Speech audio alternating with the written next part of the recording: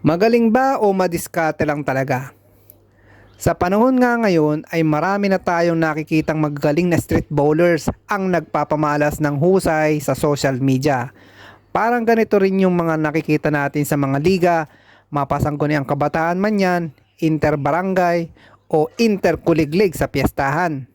Hindi rin nga nawawala yung mga epal na player na puro forma ang hatid sa liga at kadalasan nagiging malakas lang yung tingnan dahil maraming sumusuportang barkada. Isa nga sa mga halimbawa itong street bowler na to na nagsisilbing mahusay at magaling sa larong ito. Huwag niyong isipin si Boss Reaper ang binabato ko dito.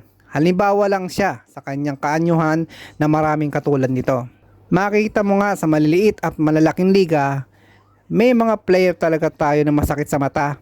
Yun ang daming moves na nalalaman para maging bida. Pero ang totoo, sakit ng ulo talaga. Yung sinasabi kong sakit ng ulo na player na nakakasama natin at ito nga yung tatlong halimbawa.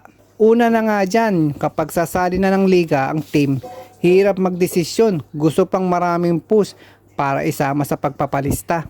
Pangalawa, kapag nasama na sa lineup si Mokong, yung tipong mag-hide and seek na ang labanan para maningil ng pang-uniforme at pangkota. Hindi mo na makontak, wala na rin nakakaalam, pero kasama pa rin yan. Pangatlo, kapag mag-uumpisa na ang liga at ang mga uniforme ipamimigay na, mabilis pa sa alas 4, may bago pa yung sapatos na ibibida niya.